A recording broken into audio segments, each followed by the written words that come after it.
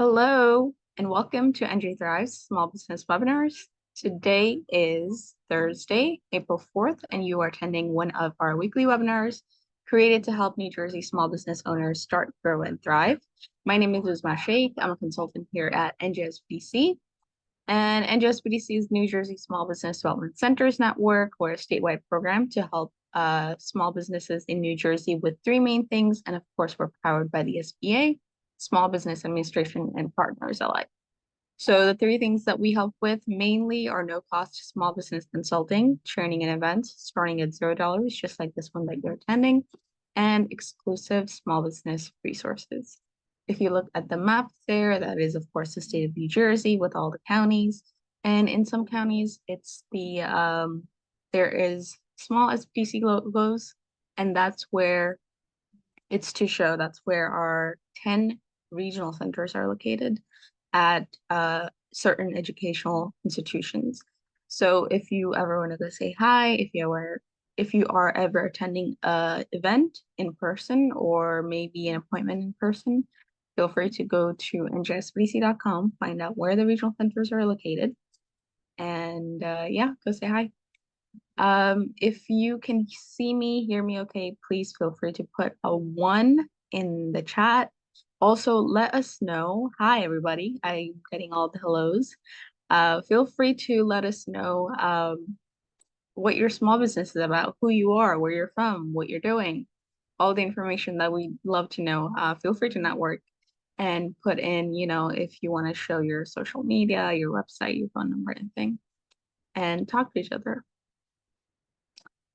All right, so today's webinar that you're attending is part of the Tech Team, and the NJSBDC Tech Team is an exclusive team that provides technical support and guidance to eligible innovators for SBIR and STTR grants to fund the R&D toward commercialization of tech innovations. And the Tech Team is a little different than the usual NJSBDC consultants. And the way it differentiates is because we provide no-cost pitch to proposal consulting, training and events, of course, geared towards the tech webinars like this one and other tech resources. All right, so what is on the agenda for today? We have a couple of headlines that I'd like to share with you. And then we have our presentation and then Q&A session after. So these are the headlines. I will just go over them very briefly, and then because they will be shared in the chat, you can view them on your own time. So these are the headlines. The first is Tech Connect World Innovation Conference and Expo. This is happening this year from June 17th to 19th, of course, of this year in Washington, D.C., as it suggests right over here. So, of course, it is in person. Excuse me. It is a 4-day in-person event, and registration fees and schedule, everything is listed here. What's the fee? What's the student fee, active military, things like that. All the partners and sponsors and things like that. What's the program? So this entire website is dedicated to this conference and expo. So if you'd like to see who the key speakers are, special symposium, what's the day at glance program, things like that. And if you'd like to register, go to this page and check it out. Next, we'd like to share SBAthrive.com. This is a website that small business owners should be aware of. So transfer your small business into a thriving enterprise. Acquire MBA equivalent knowledge, amplify your leadership skills, and build relationships with a community of business peers, advisors, and experts. So more about the program you can learn here, but this is basically Thrive Emerging Leaders Reimagined. So there are a couple of programs like this across. So if you're interested, this is a program applied by April 28th, 2024. It starts on June 18th, 2024. The format is online person and it is free. So feel free to apply. Experienced subject matter experts, hybrid model, group-based instruction demonstrate business sustainability, coaching for C-level executives, micro sessions customized for small businesses' unique needs, engagement, problem solving, and peer-to-peer interaction. Pretty cool to participate in. All right. And it is by the SBA, no other organization, by the SBA. Third headline is from NJEDA. It's a press release. It's a great NJEDA, New Jersey Economic Development Authority. This is a great resource for small business owners to stay in touch with. So definitely always check this out every week or so. All right, press release released April 1st, a couple of days ago. NJEDA releases a request for information for development of a statewide employee ownership program. I think we shared about this last week, but as always, if you missed it, then again, we're sharing it here today. The NJEDA is interested in receiving comments, questions, recommendations, facts, information, ideas, and responses that will help the NJEDA better understand the scope and characteristics of employee ownership. Highlighted as a potential wealth disparity initiative by the governor's wealth disparity task force. So it is an RFI, excuse me, and it must be submitted by no later than April 8th, 2024, 5 p.m. to this email, and all the requirements are there. Fourth headline is also from NJEDA, press release released on March 28th, 2024. NJEDA to open applications for Atlantic City Food Security Grants Program. So if you are based in Atlantic City, this one's directly for you. So, excuse me, applications opened on Tuesday, April 2nd at 10 a.m. And the application deadline is Wednesday, May 15th at 5 p.m. The $5.25 million pilot program is part of a broader initiative to expand food access in Atlantic City. What, who, why, when, all the information is here. The grant applications, of course, the deadline. It will be made to highest scoring eligible applications, not in a first come, first served manner. All right, and those are all our headlines. Again, the chat, the links are available in the chat. So some housekeeping rules to keep in mind that we'd like to follow. Questions go in the Q&A box, not the chat box. So the chat box, I can see responses coming in. Thank you so much for those. I can see introductions and things like that. So thank you for that. But if you'd like the speaker to address your questions specifically, then Q&A box, please. If you'd like to receive the slides from the speaker, then all you have to do is complete a brief survey. And then you will get the Google Forms link. It's a Google Forms and you'll get a link towards the Google Slides. And of course, this webinar is being recorded and the link will be shared in the chat on where it will be available, but also it is available on our YouTube channel, so you can view it there. Enough from me, we have our speaker, Tech Team Consultant David Linz here. Today, part of the tech series, as this webinar is part of, Intro to SBIR STTR grants. We usually routinely do this. It's seasonal at this point because the topic is so interesting. I'd like to welcome Dave. Dave, thank you so much for doing this for us always. I'm going to stop sharing and the stage is yours. Okay, I'm going to share my screen here. Yep. There, can you see that, Uzma? Yes, I can. Great, I'll proceed then. I'm going to give an introduction today to SBIR, STTR grants, which I think is one of the most exciting programs the federal government has, up to $2 million or in some cases even more for your technology innovation. So who am I? I'm an engineer, and I've been involved in business and business development for many, many years, 20 years plus of SBIR experience. I've been a reviewer for the federal agencies for SBIR. I've been involved in state support programs for many years, and I've also been an I-Corps mentor, if you know what I-Corps is. If you don't, find out about it because they do have a very active program in New Jersey, and it's very helpful for technology innovators. Okay, today I'm going to talk about what is SBIR, some reasons why you might consider it, Then a little bit description about the program, how it works. The main discussion will be, is this a fit for your company? And I'll talk about some of the factors and criteria you need to consider. And then we'll end up by talking about some things you can do to get started and the kind of things that we can do as a state of New Jersey, SBDC, to help you with that. So first of all, the overall SBIR program, and I will talk about, when I say SBIR, most of what I have to say applies to STTR as well, and I'll discuss what the difference is in just a minute. So I'll normally, for the sake of brevity, just say SBIR, and you'll know that it applies to all the facets of this program. It is administered by the Small Business Administration, and but each individual, there's 11 different agencies within the federal government, and everyone is different. And we may talk a little bit about that as we go on here. Go to sbir.gov for any and all information about this, including when are the next solicitations coming out, when are the various programs that support programs and events happening around the country. And more specifically, I highlight here the tutorials. There's a series of tutorials, I think there's around a dozen of them now, on various topics having to do with SBIR, and virtually everything you need to know about the program will be covered in one of those tutorials.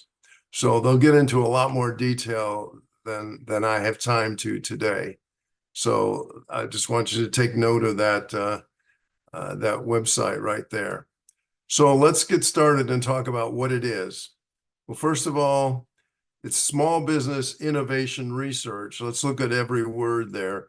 First of all, small business. In the SBA world, the small business is any company less than 500 employees.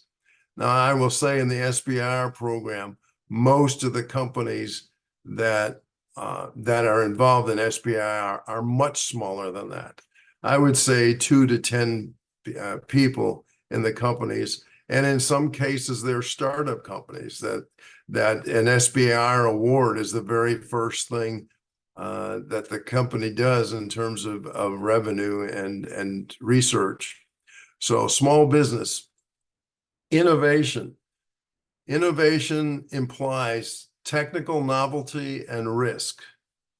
So engineering a bridge to cross a river is very technical, but it's not novel. It's been done before, and although there's always some risk, the risks are pretty well known and managed.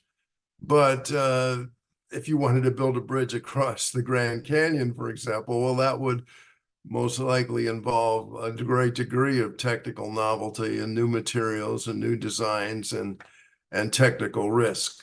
So that's in the SBIR world, we're talking about innovation, new technology, or technical risk associated with that. And then research. What the government is sponsoring is research to fill technology gaps that prove feasibility and actually move the development along toward commercialization. So you're not going to get cost reimbursed for patents or for marketing or for management or anything like that. What you're going to get reimbursed for is to do the actual research that you propose to do in according to the technology plan that you put together as part of your proposal. So that's what SBIR is. And there's also a sister program called STTR, Small Business Technology Transfer Research. And that was created a few years after SBIR in order to help facilitate the transfer of technology, the commercialization of technology from universities. So an STTR program will always involve a university. And again, the key word here is technology transfer for both of these programs, because what the government is going to be evaluating is your technology, but also the commercial merit of your technology. In other words, it's not technology for technology's sake. It's technology that will help, that can be commercially successful and create a large economic impact.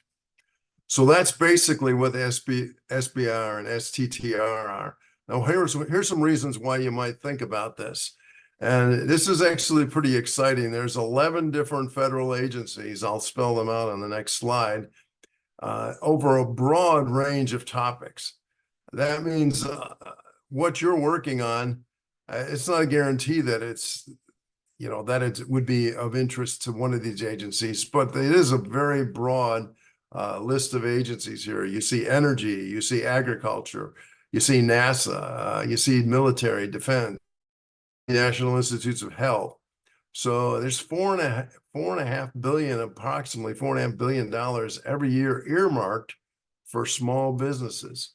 And you can actually get up to $2 million and sometimes a little bit more than that for some of the agencies available directly to the small business to do research and to develop your technology toward a commercial endpoint. Here's the agencies that are involved. You see there: defense, health, energy, NASA, National Science Foundation will fund just about anything that's a new science, a new technology, innovation. Agriculture, commerce, homeland security, environmental protection agency, transportation, and education. The first 6 of these on the list also have an STTR program. The agency has to have a research budget of a certain size before it has an STTR program. And in this case, those top 6 agencies have a research budget that's large enough so that they also have an STTR program. So moving on, the number of awards every year is in the thousands, over 6,000 in the last year that I had data for. I don't have the 2023 data yet, but this is 2022. It's about the same every year. There's 70 different solicitations, 1,500 topics about. So it's very broad. This data also from 2022 in New Jersey.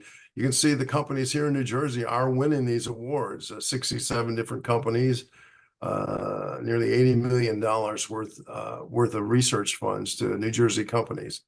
So another really important thing is investors are going to take part of your business. The federal government isn't interested in owning your business. So this is not what we call non-dilutive early stage capital. It's early stage capital for your funding your company that you don't have to give up stock for. It's their grants or contracts. But I would say they're not free because you have to do a lot of work to get there. It's very competitive, and I'll talk more about that in a minute. Another reason is it allows you to build intellectual property that you own. In other words, the money anything that you develop that can turn into a patent, you own it. It's not the government's. There's some nuance to that, but in which we can discuss if you have questions about it. But you own the intellectual property. It allows you to build technical staff. I was involved with a small company for a few years. Actually, it was there in New Jersey. We were able, through a federal grant, to hire a key scientist, one of the top scientists and engineers in the world, to work on this program because we got the federal grant that provided the funds to allow us to hire this person, who later became the chief technology officer of the company and very instrumental in the company moving forward.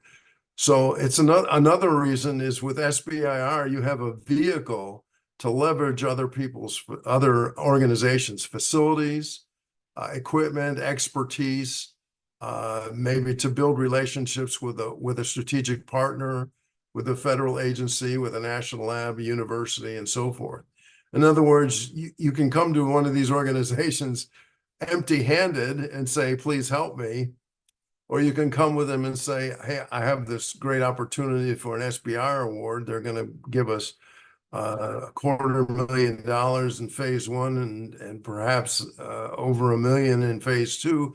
And would you be interested in working with me on this? It gives you that vehicle to be able to leverage these other potential partnerships, which could be important for your company. I have heard investors say on more than one occasion, several times, that a peer-reviewed, and that's what this is in the SBIR program, these are peer-reviewed awards. A peer-reviewed federal award demonstrates credibility to both investors and to partners. The fact that you won one of these awards means that you've gone through a rigorous review process, in most cases, peer-reviewed by people who are experts in this, in the technology or in the market. And having an award, winning that award says something about you and your company. And number 9, it allows you to develop products and services. That is, in fact, the objective of the program. It's a technology commercialization program. You can even establish a sole source marketing position with the government as a result of your SBIR award. And finally, I would say number 10, that this process is worthwhile. If you do it right, if you do it diligently, if you do it strategically, the process is worthwhile, whether you get an award or not. Now, certainly you want to get an award, but the process is worthwhile because of the strategies you develop, the planning that you do, the people and the partners that you meet. The process is worth it. So if it's done well and done, I would say done with our assistance. So let's move on now and just talk a little bit more about what the SBIR program looks like. This is a high-level overview, okay? Every agency is slightly different in the way they run their program and the things they're interested in. And that's why getting the help of New Jersey SBDC Tech Team is really helpful because to help you navigate the variety and the nuance between all these different agencies. So it's divided up into phases. They give you a small amount of money in phase 1 to prove the feasibility of your idea, of your technology. And then there's additional money in phase 2 to further develop it. We nominally call it a prototype stage, but that's just a label. It's basically moving it on to the next stage. And then the expectation, it is a 3-phase program. That's what they'll say. That's what the government will say about it. But the 3rd phase is in most cases not funded.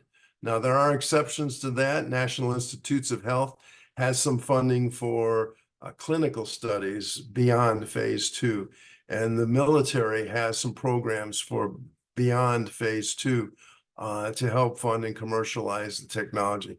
But in most cases, what the government agency is going to expect to see in your proposal is the intention and the capability to commercialize whatever comes out of the research. In other words, they're not interested in just funding research for research's sake. Part of the criteria in evaluating your idea and your proposal will be your intent and your ability to commercialize whatever comes out of the research project. So phase 1, how do you get a phase 1 proposal? How do you get a phase 1 award? Well, you have to develop a technical proposal that talks about the technology, what the technology issues are, and exactly what you're going to do to develop it or to address the technical issues and show that your idea has good potential, it's feasible, it has a good potential to work. In fact, it has the potential to work. Yes, it works, but works in a way that could lead to a successful commercial product. So in addition to the technical proposal, you'll be talking about the market opportunity and what you'll be evaluated based on your project team, the environment. The environment would mean the facilities that you have, the patents, the research, the resources, the partners you might have, and so forth. And you'll also be evaluated on the budget, exactly what you're proposing to do, whether the budget makes sense, whether there's enough money, whether you're doing the right kinds of things, and so forth. So that's a phase one proposal. A phase two proposal will be very similar to that with two important additions. First of all, since it is phase two, you'll be talking about, you'll be giving a report about what was accomplished and what you learned in phase one. And it's very important there that you summarize what data you've developed in phase one that actually proves or demonstrates feasibility. So that's part of the phase one or phase two proposal, is reporting on the results from phase one and convincing the reviewers that you in fact did accomplish what you set out to do in phase one. And in addition, in phase two, you have to prepare a commercialization plan. And that's a detailed, I would say it's like a business plan, but it's very much more specific in that it's talking about how you're going to commercialize this product that you're developed. And it's usually a 10 to 15 page document. For the different agencies have different requirements, but they're all essentially the same in terms of the intent and the content. So after that, after you complete phase two, the intention is for you to go on and with sales, raise capital, do whatever licensing and product rollouts and so forth. Now, let me just say this at this point, because the question always comes out. Do I have to do phase one? Can I skip right to phase two? Well, they do have programs that there's two different programs. There's something called fast track. In a fast track proposal, you would be actually proposing both phase one and phase two together in one proposal. That means you have to do all of this. Essentially what's included in a phase one proposal and essentially all what's included in a phase two proposal has to be incorporated in it. And some of the agencies have had from time to time a direct to phase two program in which you can just propose a phase two, but that implies that you've already done the essence of what would be in a phase one program. In other words, you've got a lot of technical background and you've got the data to prove that the idea is feasible. So that's essentially the roadmap for the program. And if you have questions on that later, we can talk about it.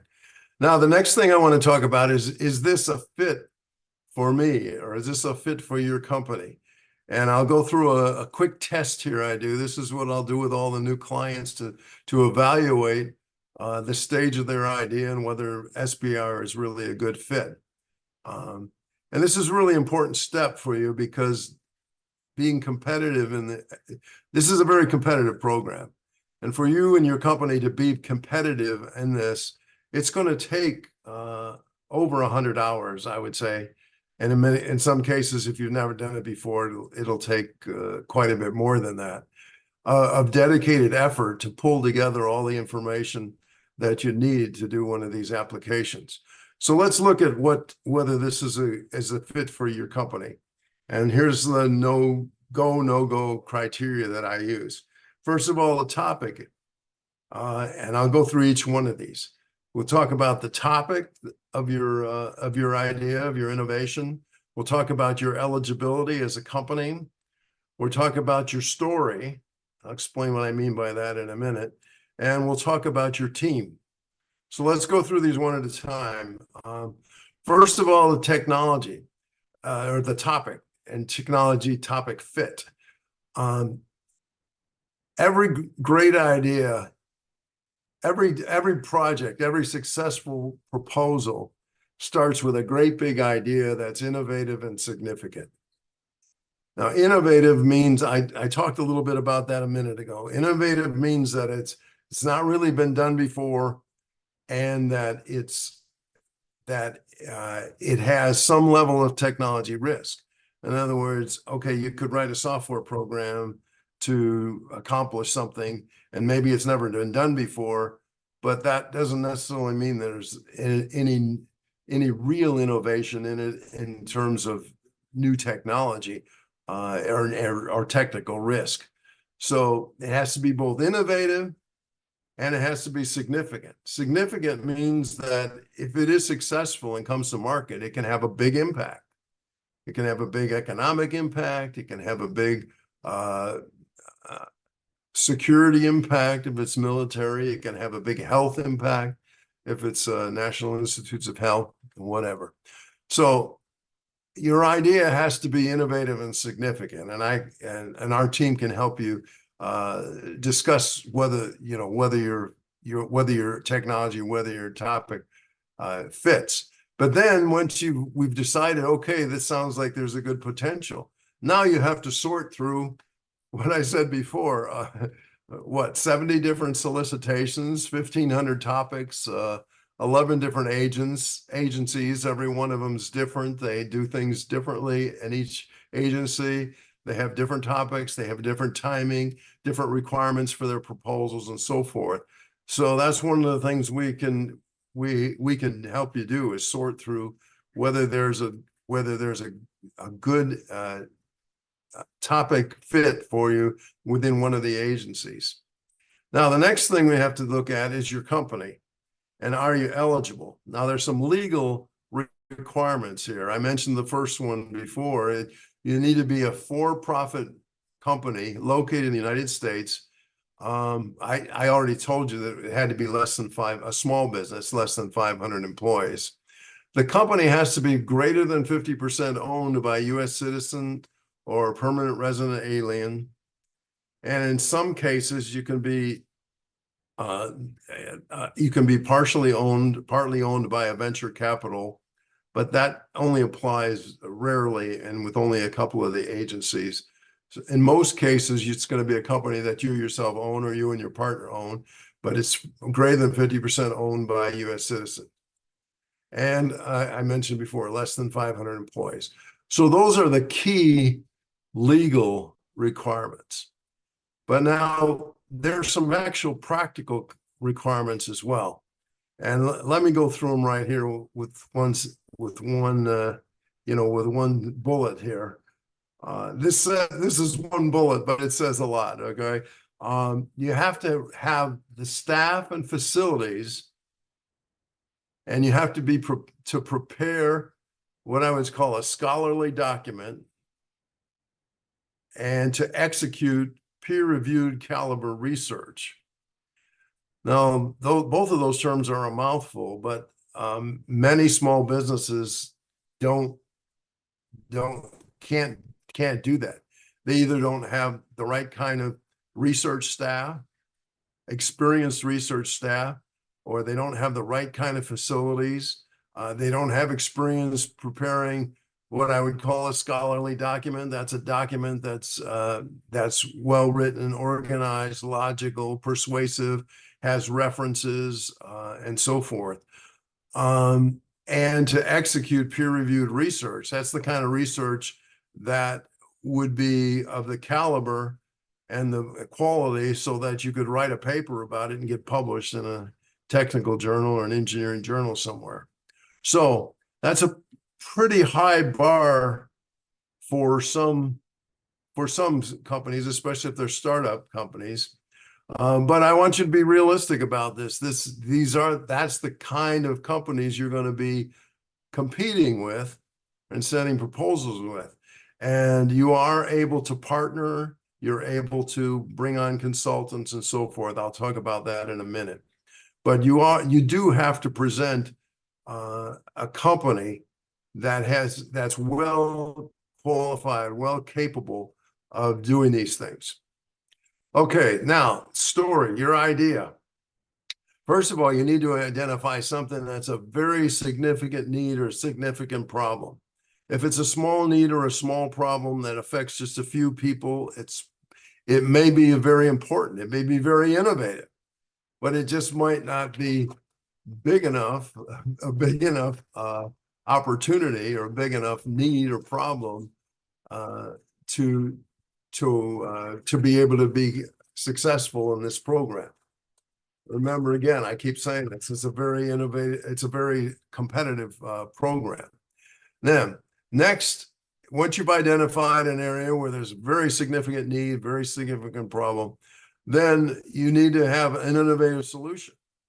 And it needs to be something that you've really, really studied. You really understand the state of the art. You really understand the market. You understand why the existing solutions are not successful and where they fall short and what the real technical issues are with what's out there now.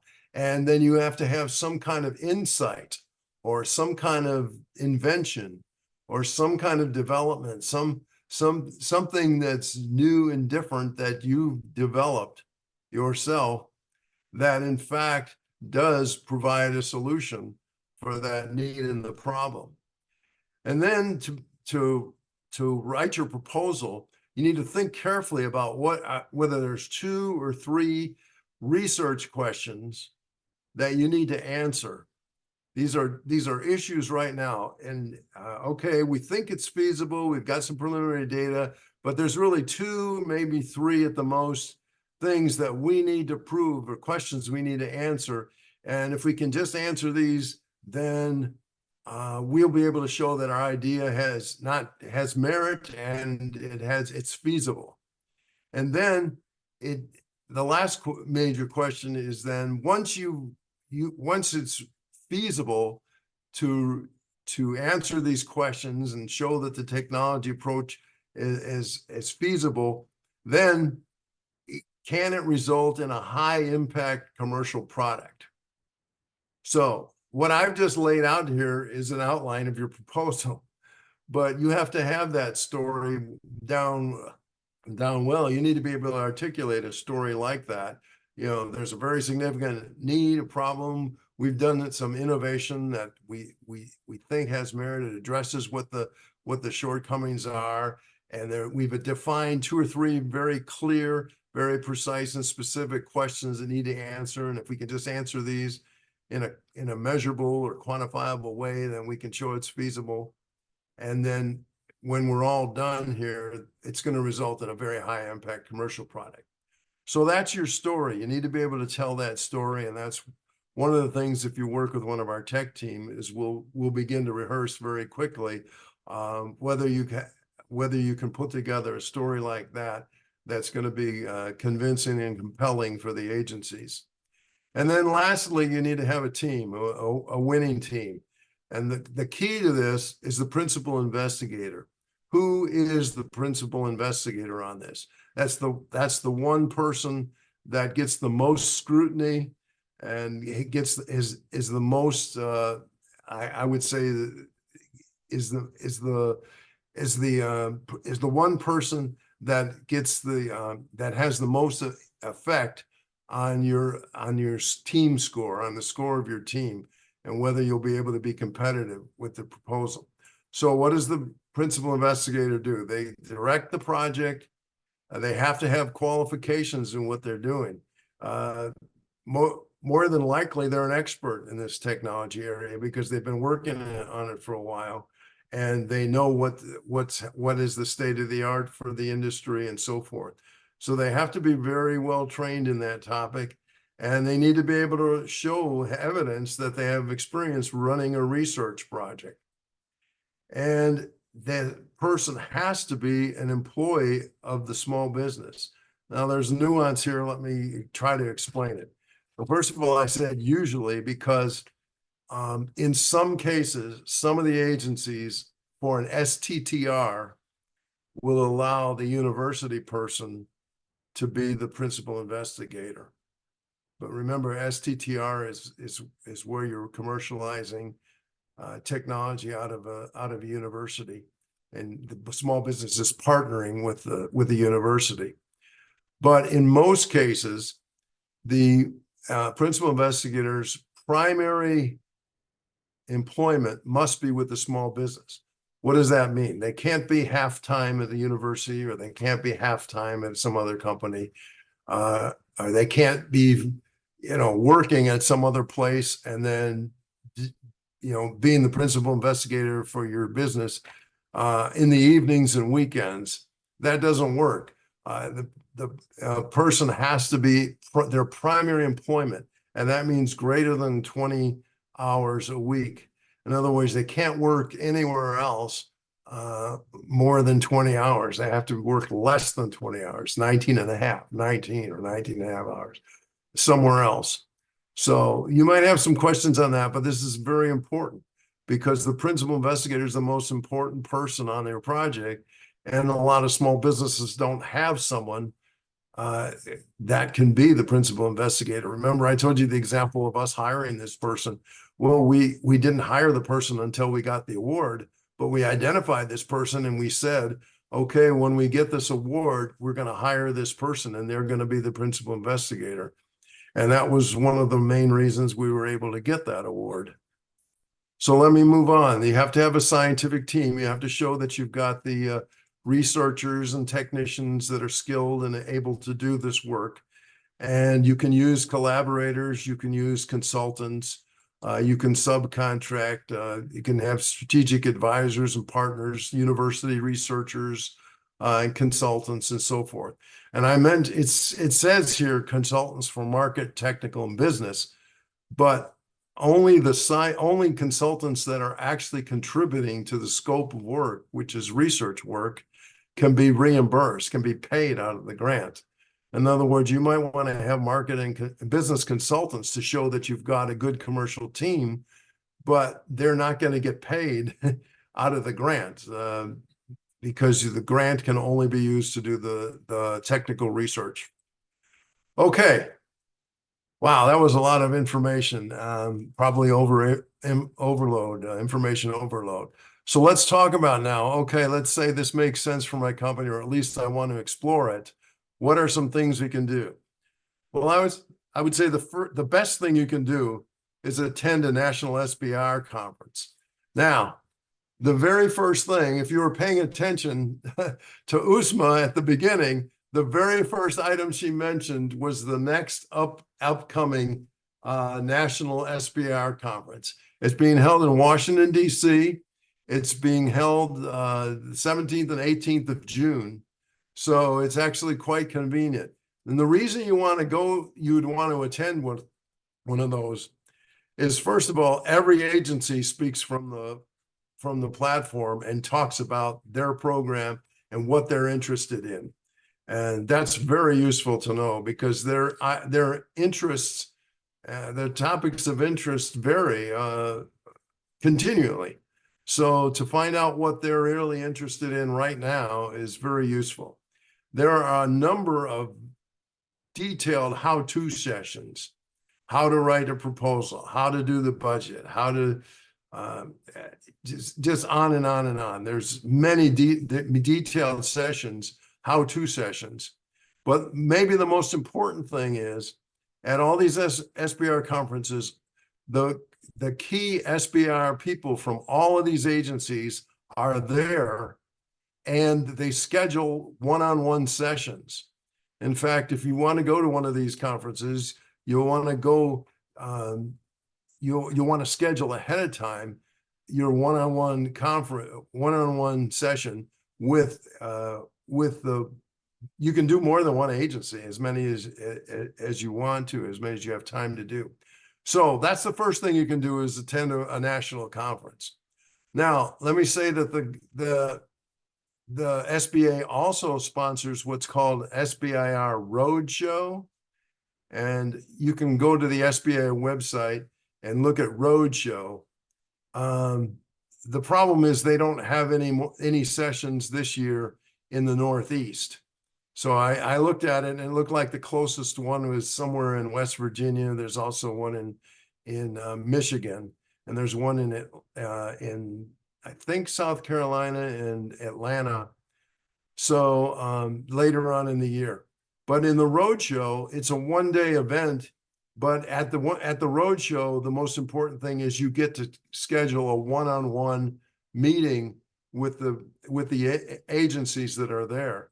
So if you're interested in that, find out about the roadshow, verify before you go that the agency that you want to talk to is going to be there, and set up a one-on-one meeting with the people. So that's, I don't have it on the list here, but it's an SBA's SBIR Roadshow. Okay, I already mentioned the SBIR.gov website and tutorials. One of the things you can do is research previously funded projects. Some of the institutes make that very easy. They have a database of the projects they've funded previously, and it's very helpful to know what they've funded previously. Now, you want to be able to read the entire solicitation carefully. There's a number of reasons for that. Obviously, you want to know exactly what they're looking for, but you also want to understand what all is involved in putting one of these applications together. They're quite extensive and quite involved. One of the first things you're going to do before you even start writing a proposal is speak with the agency's technical topic manager.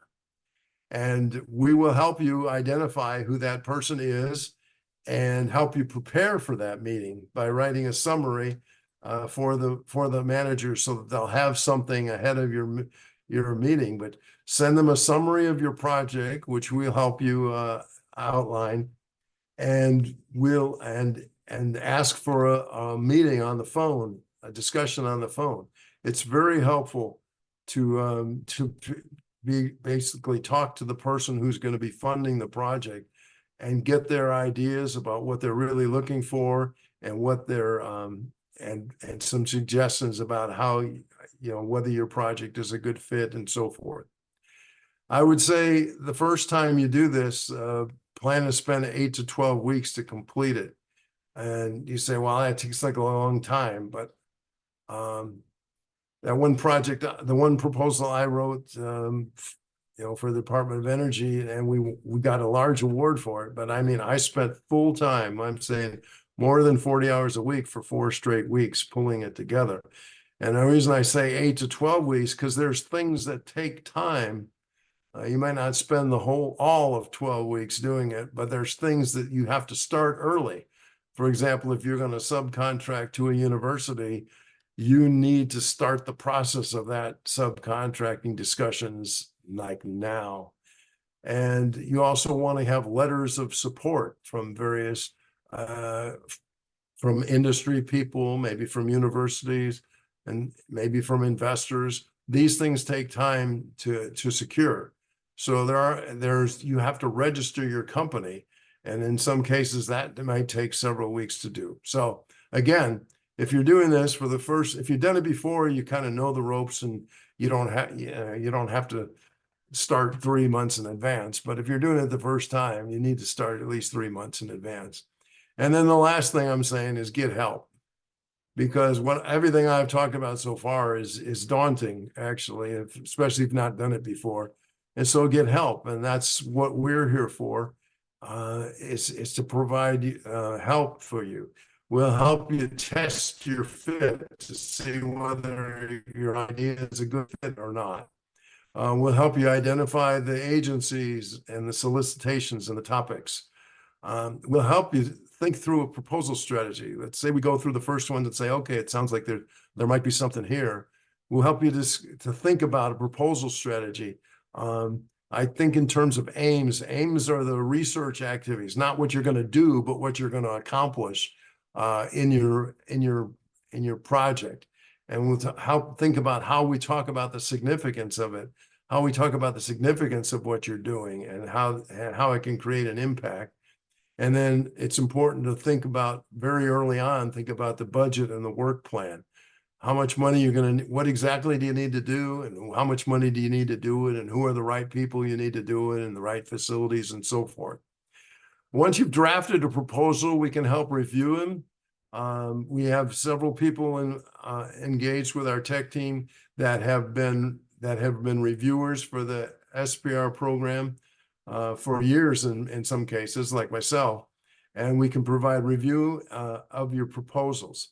And in fact, we've implemented a new program where we convene a panel of reviewers to score your proposal, just like your agencies will do, and we'll do this like 3 weeks before, or 3 or 4 weeks before one of the major deadlines, so that we can score your proposal, your draft proposal, and give feedback to you on how you can improve it. So just to wrap up here, before we get to our questions and answers, this is a big opportunity for non-dilutive funding, up to $2 million, in some cases, maybe even more than that. But I would say, if it's a fit for your company, it's not a fit for all company, the time, and it's a strategic at this time. Maybe it's an opportunity, but it's not really the right timing for your company. It's going to take some significant effort to do it. It's very competitive, and we can help.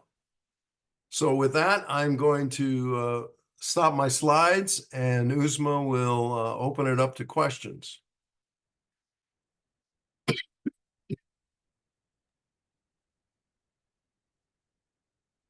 All right, thank you so much, Dave. Before we head right on to our Q&A session, let me just quickly remind everyone a couple of things that we've talked about, a couple of links that we've shared, just a couple of reminders. You're getting comments such as great presentation, thank you so much. And I agree with our audience who says this, as always, because our sessions are always value-packed regarding this topic.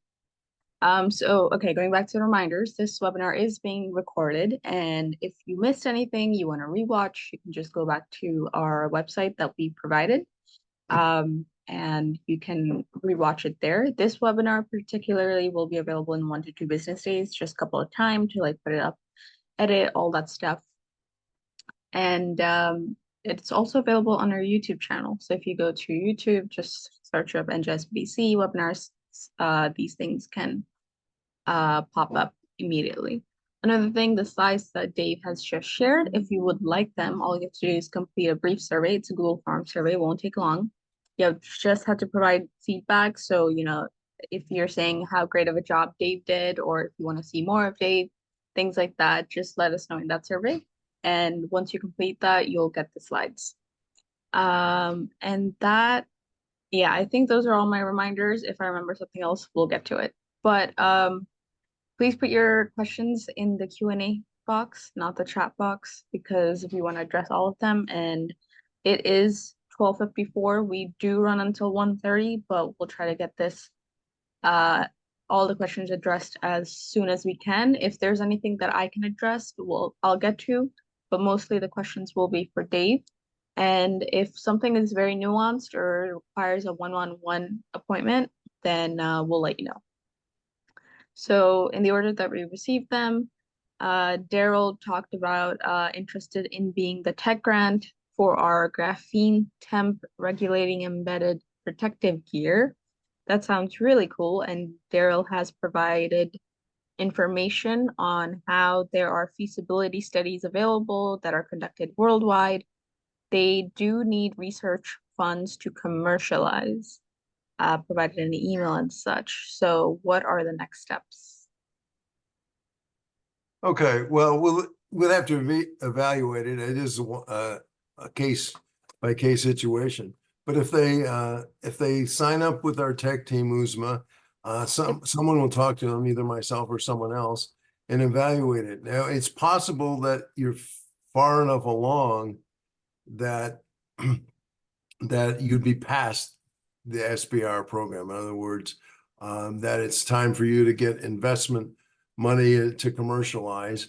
But it's also possible that you have enough information that you have completed the equivalent of phase 1, but you would be interested in phase 2 funding if there's additional research that need to be done. So having a discussion with us, it's hard to say what the right next steps are, but you know, we can have a discussion with one of our consultants to find out if the SBIR is appropriate, or if you're perhaps past the SBIR, then we do have a capital team as well, Uzma, and Uzma can tell you about that, to look at whatever capital options might be, whether it's investment or so forth.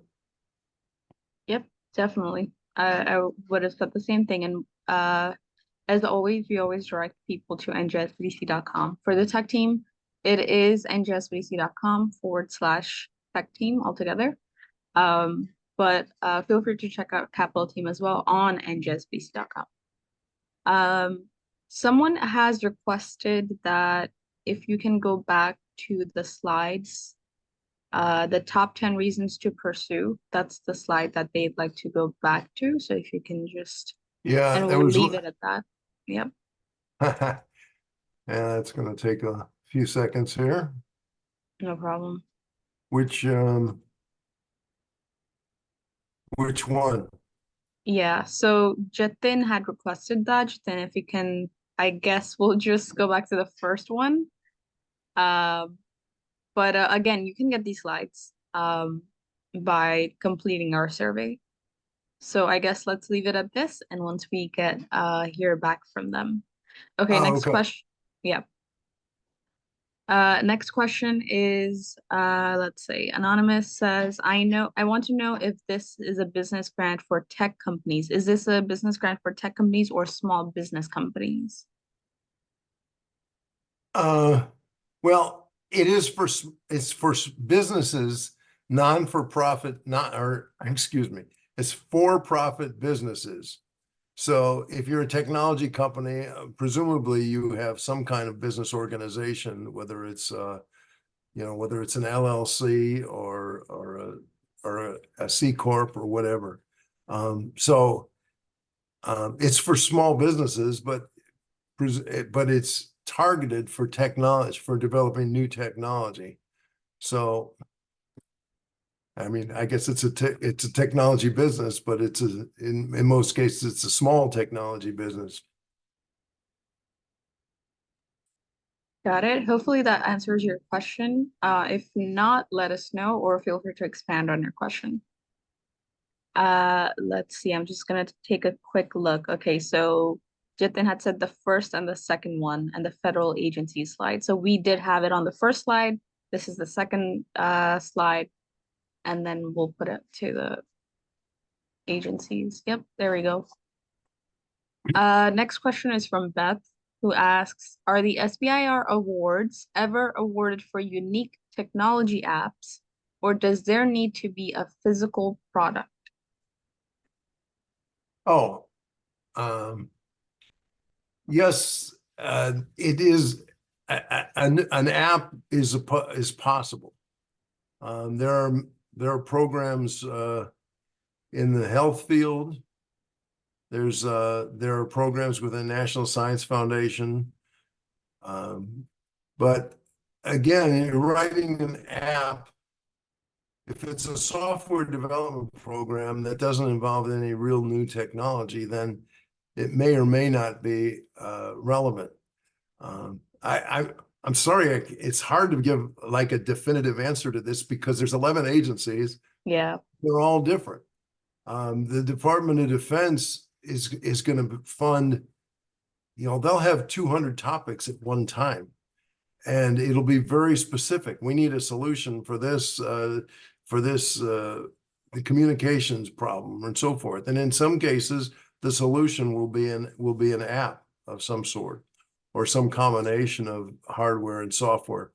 So, Department of Defense definitely funds apps. The Health and Human Services, National Institutes of Health, they have been funding, diagnosis or decision support apps, AI-based or machine learning-based kind of tools for helping with diagnoses and treatment decision and so forth. So in general, the answer is yes. They can fund an app, but it would be in response to a specific technical need that one of the agencies have, and we just have to talk about it on a case-specific basis. Yeah. If I'm not mistaken, Dave, what you just mentioned about the specific requirements or the specific topics that they have, I'm sure you mentioned it, but just to reiterate, most of the agencies have like a website or like a page on their website or somewhere where Yeah. they'll list what the topics that they want to see proposals on. And if your proposal doesn't meet that topic list, then they won't even glance at it. They won't even like accept the proposal. Is that Yeah. true? Well, yeah, it needs to fit one of the topics from the solicitation, but there's a Yeah. couple caveats to that. First of all, half of the agencies or more than half of the agencies have very general topics. Mm. So you can usually fit. You can Yeah. usually, provide a rationale that you fit in some way Right. on one of these. Um, and the second thing is, even if there's not the exact topic, if there's a topic that's close and you can identify the person, the topic manager, and have a conversation with them, that's very often very helpful Mm. because they might tell you that, oh yeah, that's close enough that that would be something we're interested in also. Or they might say, yeah, that's really an important area. We'll consider that as a topic for an Yeah. upcoming solicitation. So yeah, the Department of Defense has very specific topics. Just about everyone else has pretty general topics. And yes, go to the SBA website to find out when the solicitations are. And usually, as soon as the solicitation is released, as part of that solicitation, there'll be a link to what the topics are for that Yep. solicitation. So, and Department of Defense even has a search engine. You can just search topic. You can use Yeah. keywords and search. And because, like I said, they might have hundreds of topics at the same time in one of their solicitations. So, Yeah. And I think a good practice that we've seen usually with these agencies is that the point of contact will almost always be listed. You just have to like sort of go look, but usually a name is provided, an email is provided, a phone number is provided, and they're more than happy to talk to you yeah. and help answer questions. Right. And that's why, I mean, if you talk with one of us and tell us what your idea is, I mean, Yep. we'll know. We'll know pretty much immediately where the best opportunities might be. And Yeah. sometimes there's 2 or 3 or even 4 different agencies that are potentially relevant. So, Yep. All right. So next question, we are getting at the moment we have 24 open questions. Those are not exactly 24 questions, but okay, well, we'll do our best. I'll talk faster. We'll do our best, yeah, to quickly go through them. Aditi asks, how technical does this technical proposal need to be? If I am proposing an AI model, does it have to be spelled out in exact terms, such as the construct of the model? Uh, in, in, in most cases, I would say you have to give enough technical details so that the reviewers are, in most cases, also technical experts in this area, are convinced that you know what you're talking about. And so, and in the medical fields, for example, you're going to have to show a fairly exhaustive understanding of the medicine and the science around a specific whatever the specific topic is. In AI,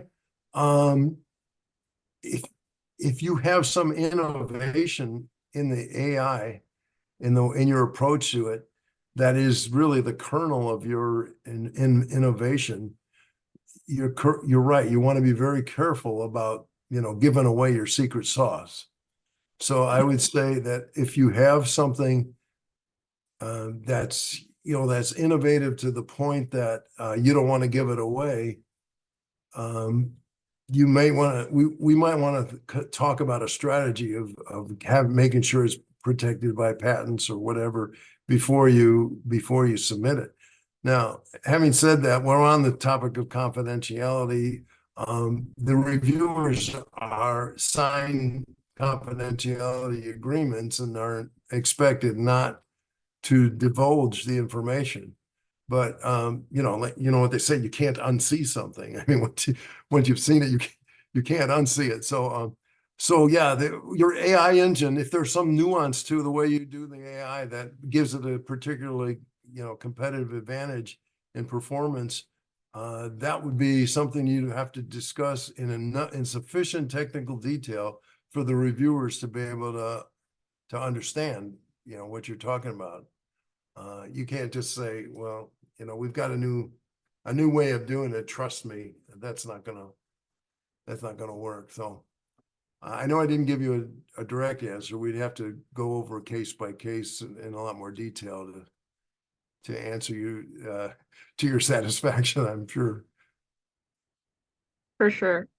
In-depth details, all things to be discussed. So next question is from Muslim. Are they required to own a research lab, or small technical teams can also apply? You need to have some place to do the work. If you're proposing to do, you know, work that involves laboratory or you know, technical space, you just have to identify where you're going to do that work. And in some cases, the small businesses are leasing space, or they're presenting, you know, they provide a letter of support that say, if we get this award, we're going to lease this space, and it has these kinds of capabilities, these kinds of facilities, and so forth. In other words, you just have to convince the reviewers that you have the means to accomplish what you're proposing to do. And in many cases with a small business, you're just leasing it. I mean, you might find it in an incubator somewhere, or in you know, something like that. Sometimes it'll be if you have a university partner, sometimes you can do the work there as well. But there are you know, there are considerations with doing that as well. So It. Next question is from Jose. How do we market our subcontractors and or consultants in the proposal? how do you market them? Yeah, that's the question. I'm going to assume, and Jose, please correct me if I'm wrong, but I think they're asking, like, how do they talk about their subcontractors? Like, should they be Yeah, involved in the okay. proposal? All right. Well, the format is different for every agency, but in general, you're going to be talking about who's doing what exactly in your technical proposal. So if your subcontractor is doing an important part of the work, you have to explain to them, you have to explain, you know, who they are and what, you know, what they're exactly doing and why they're well qualified to do it. In addition to that, you'll be providing some agencies call them bio sketches or biographies, or resumes. You can think of it like a resume that talks about the key parts, the key members of your team, and what their background and expertise is, and why they're well qualified to do this work. So you'll do that, and then also in the budget justification, when you have to justify why why you have this cost, you know, why you're budgeting this cost for this person, for this subcontractor, then you'll also have opportunity there to write a paragraph about what the contractor is doing, exactly what they're doing to justify that expense, and why they're qualified to do it. So there's three places within the body of the proposal, within the resumes or bio sketches, and within the budget justification, where you talk about the subcontractors and why they're well qualified to do this. Got it. Thank you. Next question is from Beth, who asked, is there more than one deadline each year for each agency? No, for generally the agencies at the last 6 on the list have one a year. And also NASA, I think, is one a year. Department of Defense has 3, National Institutes of Health has 3, Department of Energy has 2, National Science Foundation has 3, and the rest of them have 1. And they're all spread out different times of the year. And in fact, sometimes they change from year to year. So you just have to go to the specific agency. And the SBA website summarizes the upcoming solicitation. So. Yep. Huang had asked, what is the normal size of the team and what is the composition of the team? Okay, you have the principal investigator. Now, that person is usually going to spend at least a fourth of their time on this proposal. If they don't spend at least a fourth of the time on this proposal, the reviewers will think, well, this person's not really engaged with the project. So the principal investigator might spend, 100% of their time on this project, but they need to spend at least 25%.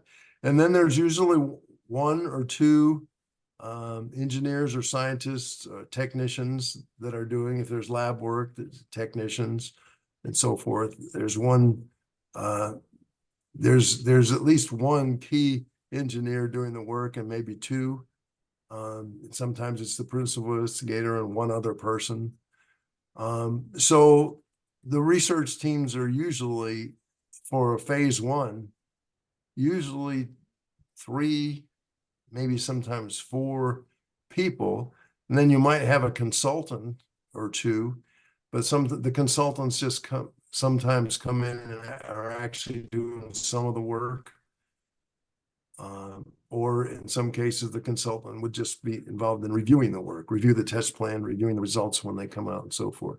So I would say the teams are usually between 3 and 5 people for phase 1, but none of them are necessarily full-time. In other words, it's not 5 full-time people, but they're just intermittent as needed in the project.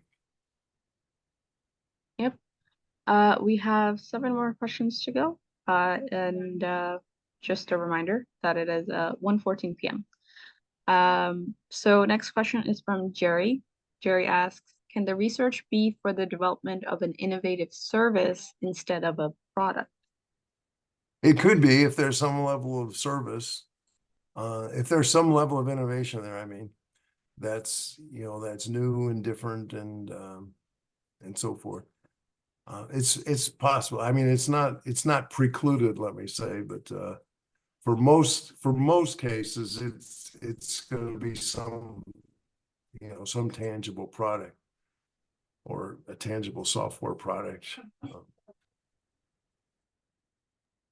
Yeah, and Nivi had a very similar question. Nivi asked, is the grant product specific, or can it be for proving the effectiveness of some existing equipment for health benefits? Can it be service-based for proving the concept? Not really.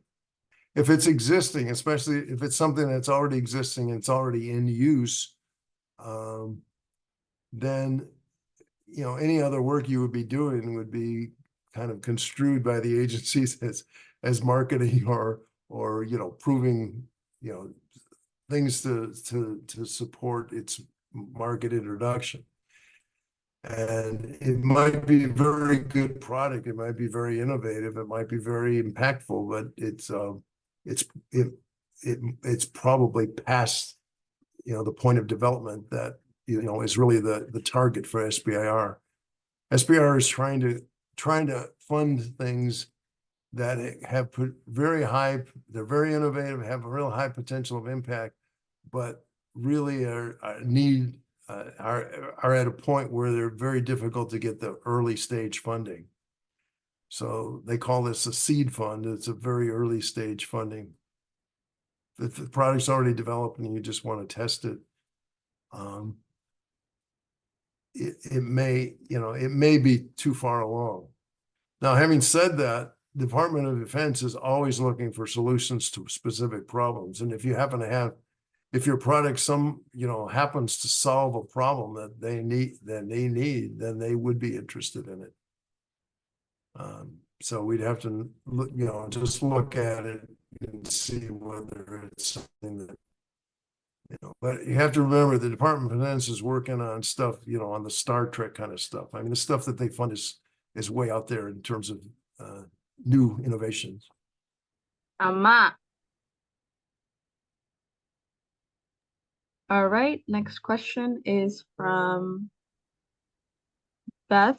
For NJSBDC to help, is it okay to be incorporated as a C Corp in Delaware and be registered to do business in New Jersey, where the place of business is? Yeah, that's fine. If you're New Jersey is your primary location, that's fine. All right, and I'd just like to pinpoint to that also is that usually with our NJSBC clients, non-tech related, we can only help residents of New Jersey and businesses in New Jersey. But Dave, correct me if I'm wrong, for tech related concerns, clients don't have to be New Jersey or residents or businesses of New Jersey because this FAST grant is Yeah. nationwide. Yeah, it's my understanding of that is that we can help companies that are actually located other places if in fact they do not have local SBIR support. Yeah. Like, for example, New Jersey is funded by the SBA to provide the support, but SBA also provides funding to a number of different other states and a number of other SBDCs throughout the country. So my understanding is these should, if you're in a different state, you should seek out your local SBIR support. And if that's not available, then we have funding to be able to support you. Right. And usually what we tell our clients is that, or potential clients is that it's really as simple as just going to Google and putting in like the name of your state. So like New Jersey, SBIR CTR, or Texas, SBIR CTR, or SBDC, just NJSBDC, or like Texas SBDC or California SBDC, just because these programs are nationwide and funded by the SBA, which is nationwide. Next question. Okay, we've answered two. On to the last couple. Tom asked, can this be used for creating AI software? Yes. I mean, I won't say no, but yes, it's a qualified yes. Like I've said on any of them, it has to be innovative. In other words, AI software. I mean, that's so general, and they've spent billions of dollars creating AI software the last 10 or 20 years. So you have to explain why what you're creating is innovative and new and and unique. So Yep. Hopefully that helps. Next question is from Charles. Can your group help to develop the technology, especially if the business concept comes from a person who is not tech savvy?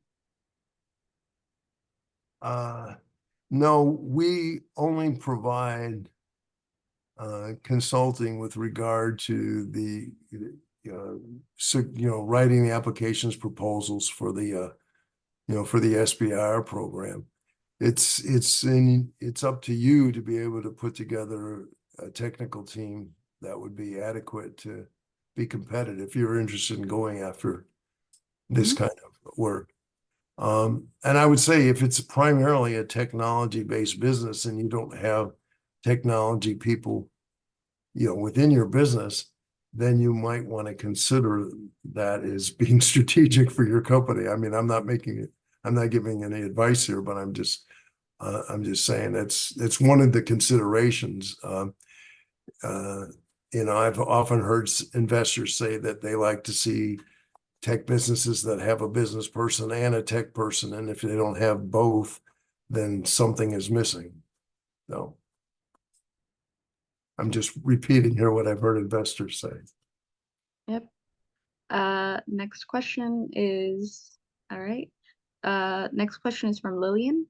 I am an entrepreneur. I have a patent pending project in the textile category. How does SBIR STTR help me? Well, if you're interested, if you have research that has to be done on your product in order to show that it's feasible, and in order to move it forward towards commercialization, and the technology is one, and it can have the potential to have a big impact, and there's one of the agencies that's interested in that topic, then we could explore whether there is a topic out there. The key is whether there's a topic in the textile business. Not textile, that's pretty broad, but perhaps the ag department, perhaps the commerce department. I don't know, but there might be something, some agency that has a topic that would be a good fit for you. And you just have to determine whether that's a viable opportunity for you, and whether there's research that needs to be done to help commercialize it. And if so, you could explore the SBIR as a possible funding source. I don't know how many people are still left on it. I don't know. I guess I never mentioned it. I kept saying it's competitive, but I don't think I ever quantified how competitive it is. If you write a complete proposal and that gets accepted for review, at least to be reviewed, the success rates are only 15%, or maybe as much as 20%. 1 out of 5, 1 out of 6 gets funded. So you could have a good idea and have a good proposal and still only have 15 to 20% chance of getting funded, because it is very competitive. They're going to fund the most innovative and the most impactful projects, and that's unfortunately that's going to be subjective based on what how the review committee judges it, but it is very competitive. All right, so we have 2 more questions. 2 more just came in. I'm sorry we won't be able to take your questions, Yin and Beth, but we are running low on time. Feel free to reach out on njsbdc.com/tech team, and we'll do our best to help you. 1 question from Charles, 1 question from Joseph. Let's run through them quickly. Charles asks, our technology, which is hardware, software, and firmware, can be exported to foreign U.S. allies, which is subjected to U.S. State Department approval. Does this pose as a security issue in being vetted for the grant? No. I mean, if it's Department of Defense, in some case, Homeland Security, in some case, NASA, you're right. That some of the technologies will fall under certain regulations in terms of being exported. But that won't necessarily disqualify you from being evaluated as part of it. This is one of the questions that's really useful to talk with the program manager about, or in the case of Department of Defense, it's called the TPOC, the Technical Point of Contact, TPOC. That's a very, that's the first thing you want to do. If there's a topic you want to participate, that you want to pursue, you want to talk to the technical program manager and talk about whether it's a fit, number one, and in your case, whether it's their security issues, because it is going to be case by case. So, sure. And last question is from Joseph, and I'll just summarize it quickly. Joseph said, I have a startup software development company. Last year turned into S Corp. Never paid myself because the company has not made any income yet. Would that be a problem for any of the agencies or the application process or anything like that? No, the fact that you don't have income yet isn't significant. What's significant is whether, I mean, software development is, per se, is not a new technology. So, what's significant is whether you're proposing something that's innovative, according to whatever the agency um, uh, definition of it is, and the topics that you're pursuing. But having no income is not a disqualifier.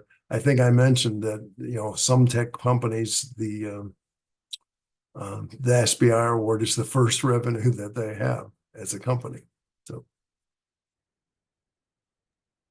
All right, and we're going to end our Q&A session there. I know we have 2 questions pending, and I feel terrible for not taking them, but I want to be respectful of everyone's time.